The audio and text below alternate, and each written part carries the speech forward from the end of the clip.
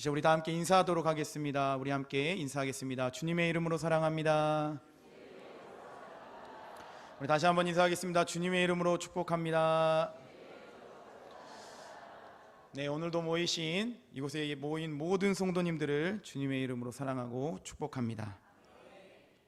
네, 중국 한나라에 있었던 이야기입니다. 중국 한나라에 문항제 때 직불이라는 사람이 있었습니다. 이 직불이는 당시 도량이 넓어 문항제에 큰 신임을 받고 있어서 관직이 태중대부에 이르렀습니다. 이 태중대부에 이르는 이 당시 이 직분은 어떤 것이냐면 지금으로 말하자면 한 장관 정도 되는 직급이었습니다. 그러자 궁중의 신하들 가운데 시기하고 질투하는 사람들이 생겨나기 시작했습니다. 또 어떤 사람은 시기와 질투를 넘어서서 모함하는 사람들까지 생겨나기 시작했습니다. 급기야 한 관리가 이 문항제와의 조회 시간에 대놓고 이 직불이를 모함하기에 이르렀습니다. 직불이는 형수와 사사로이 정을 통하고 있는데 이를 어찌하면 좋겠단 말입니까? 라고 말했습니다. 그러자 다른 신하가 직불이에게 물었습니다. 직불이, 이게 어떻게 된 것이오? 형수와 사사로이 정을 통한다는 게 정말 사실입니까? 라고 말했습니다. 이 말을 듣고 있던 직불이는 그 자리에서 아무런 해명조차 하지 않았습니다. 아무런 말도 하지 않은 채 그렇게 조회를 마치게 됩니다. 그런데 만약 신하들이 주장하는 이 말이 사실이라면 직불이는 황제에게 자신의 관직을 박탈당할 뿐만 아니라 생명에 어쩌면 위협까지 느낄 수 있는 그런 상황에 마주할 수도 있었습니다. 그런데 어찌 된 것인지 신하들의 모함 앞에서 그는 아무 말도 하지 않았고, 또 황제는 이 신하들의 모함이 잘못되었다는 것이, 진실이란 것이 드러나게 되었습니다.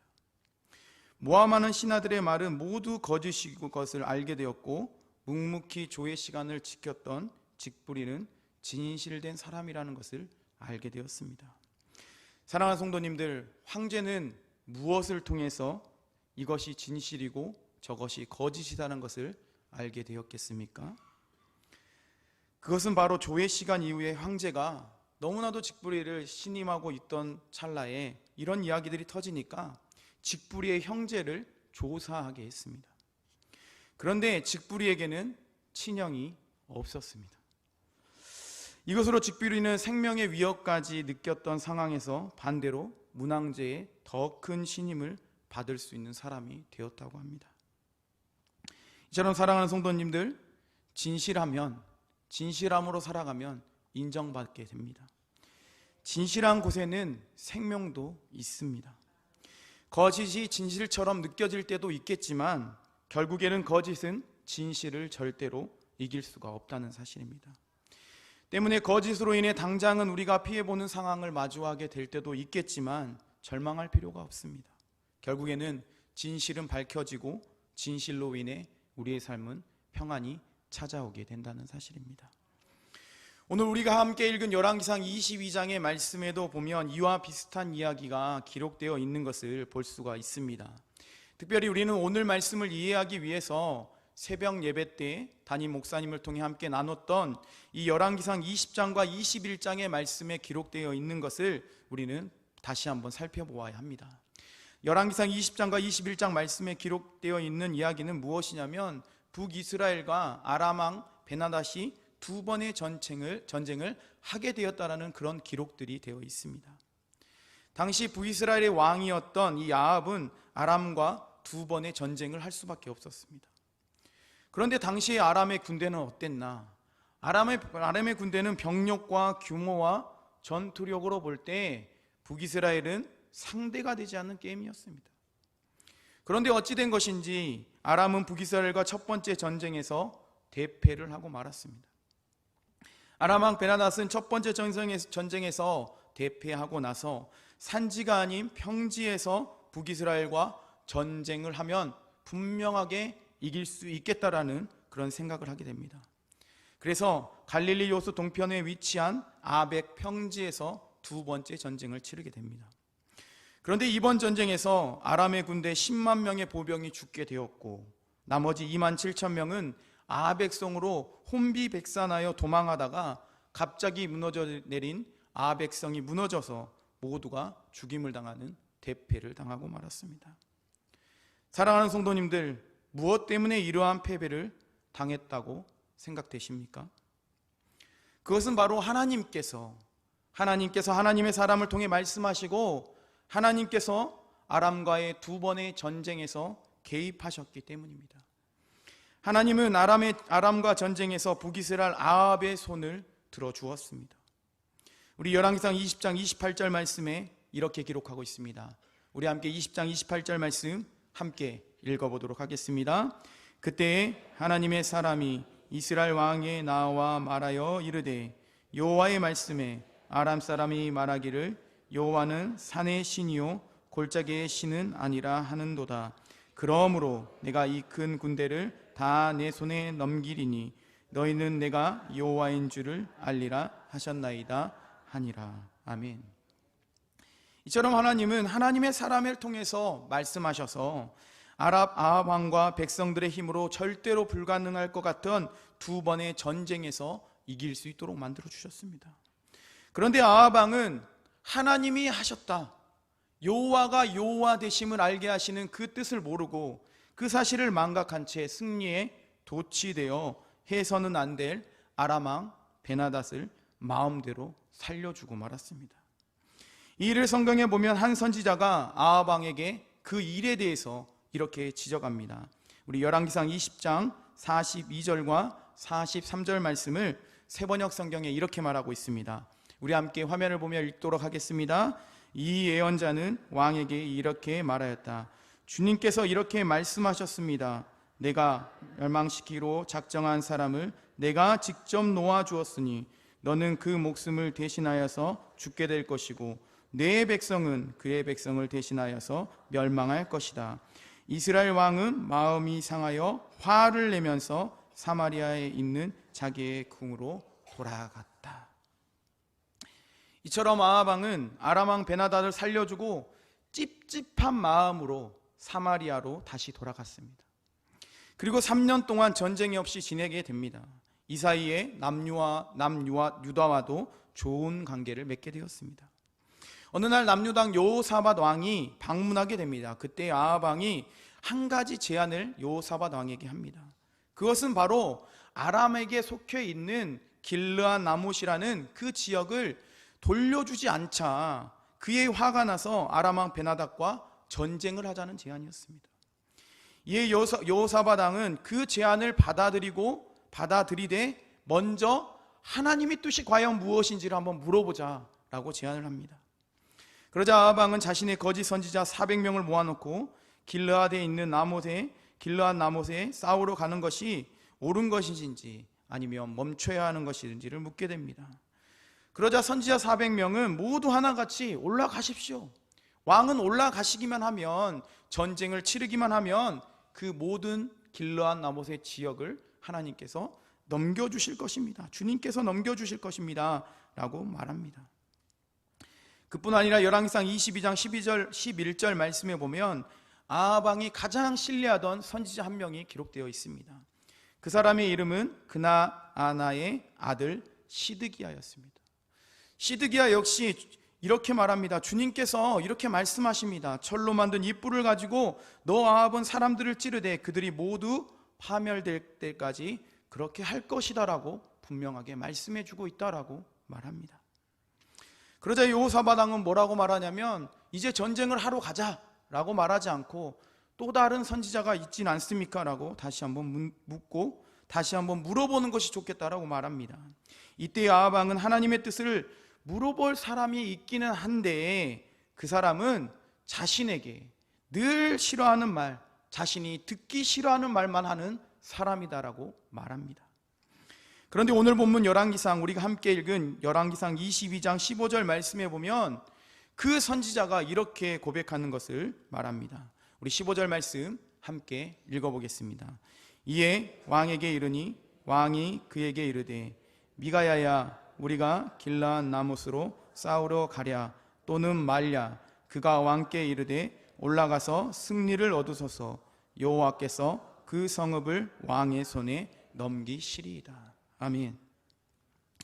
이처럼 자신에게 싫은 말을 했던 이 미가야 선지자가 어찌 된 것인지 15절 말씀에 보면 아합왕과 여호사밧 왕 앞에 이르러서는 그들에게 좋기, 듣기 좋은 말을 하는 것을 보게 됩니다. 사랑하는 성도님들, 왜 이렇게 했겠습니까? 왜 미가야 선지자가 이렇게 말을 했겠습니까? 그렇습니다. 한 나라의 왕도 아니고 북이스라엘과 남유다 왕이 함께 모인 그곳에서 진실을 말한다는 것이 인간의 마음으로는 어쩌면 두려움에 떨 수밖에 없는 상황이었기 때문입니다. 이에 아합 왕도 어떻습니까? 금방 그것이 거짓이다, 아니 바른 소리를 해야 되는데 이것이 거짓말을 하고 있구나 라는 것을 깨닫게 되어서 진실을 요구합니다. 그러자 미가야 선지자는 그때 진실을 아합 왕에게 전하게 됩니다.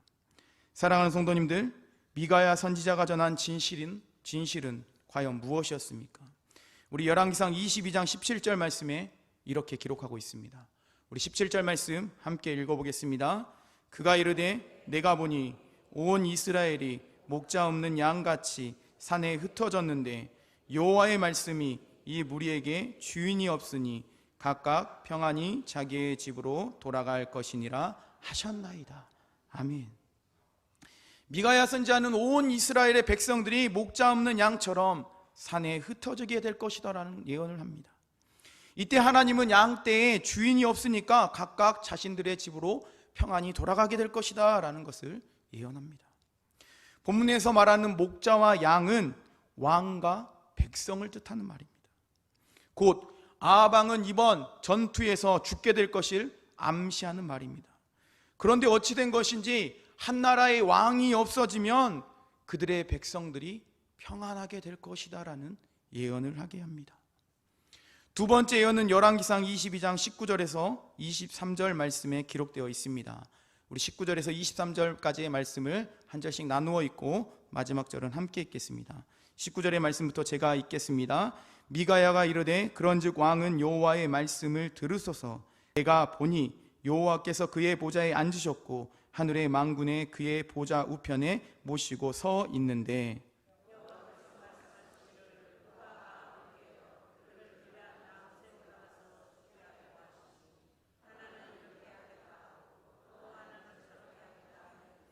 한 영이 나와 여호와 앞에 서서 말하되 내가 그를 깨겠나이다.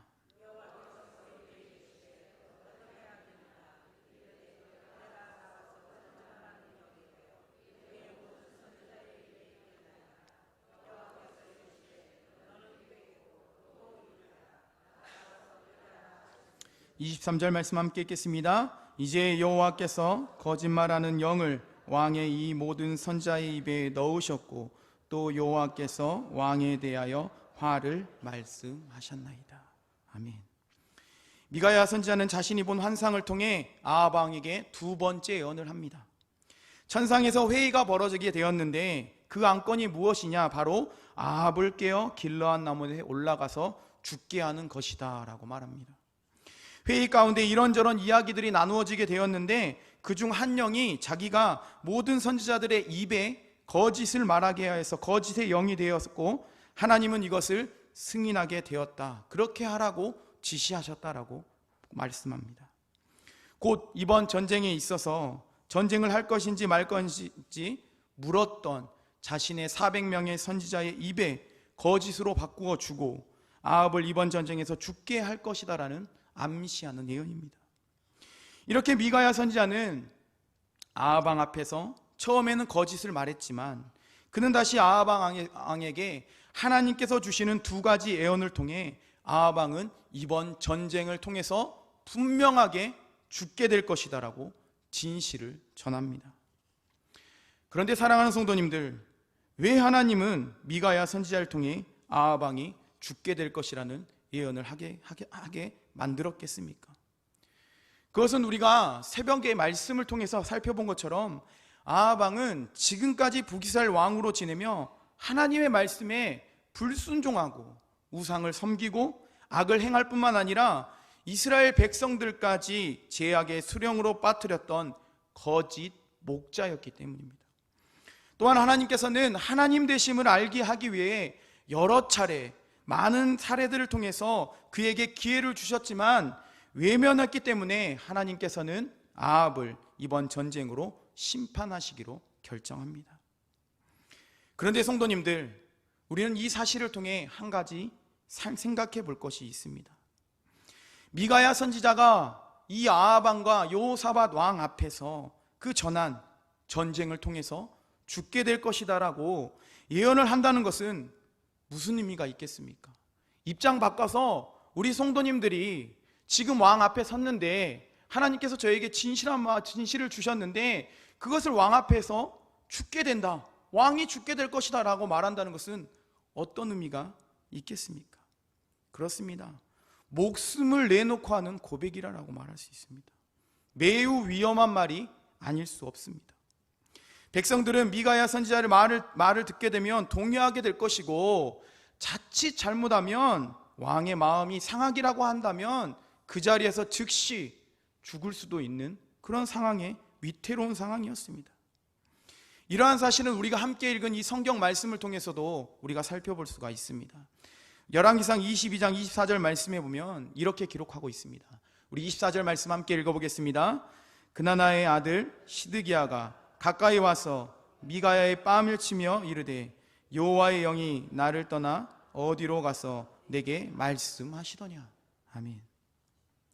미가야 선지자는 하나님께서 주신 예언을, 그 진실을 전달했을 뿐인데 아합 왕에게 가장 그 당시에 시민임을 받고 있던 그 시드기야 선지자가 그 말을 듣고 화를 내며 발끈하며 미가야의 뺨을 때리면서 어디서 나를 모함하려 하느냐, 음해하려 하느냐라고 그렇게 따져 묻게 되었다는 것이죠.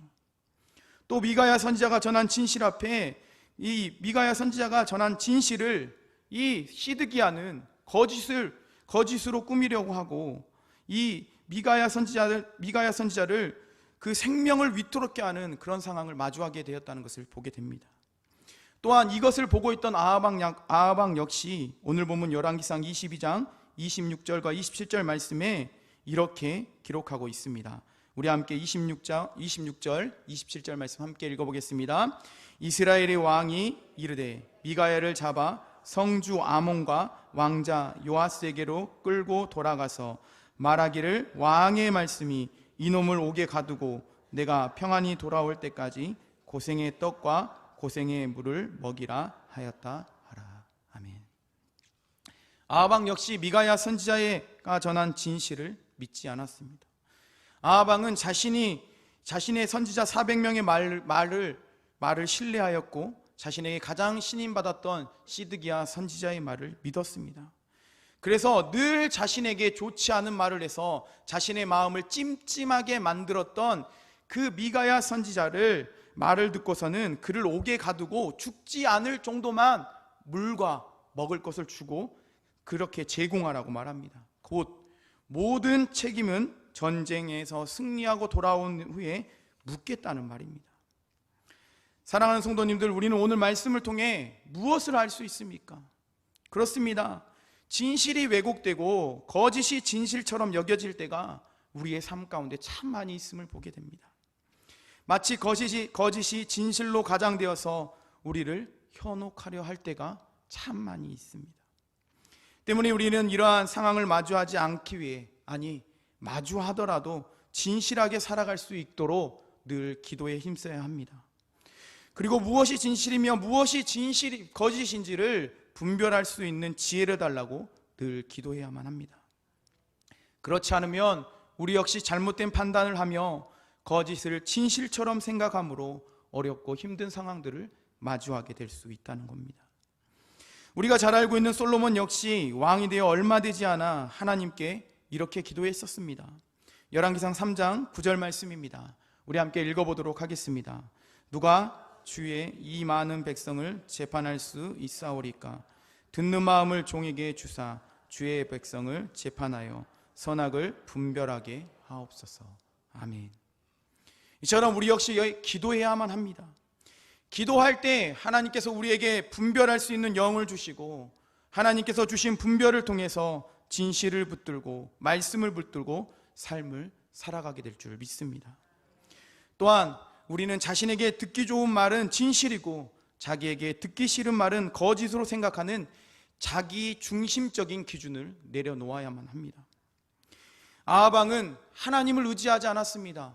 아하방은 우상을 숭배하는 사람이었습니다.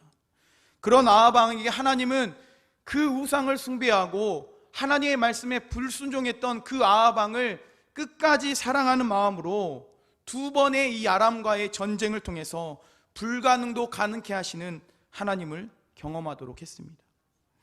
하지만 아하방은 어떻습니까?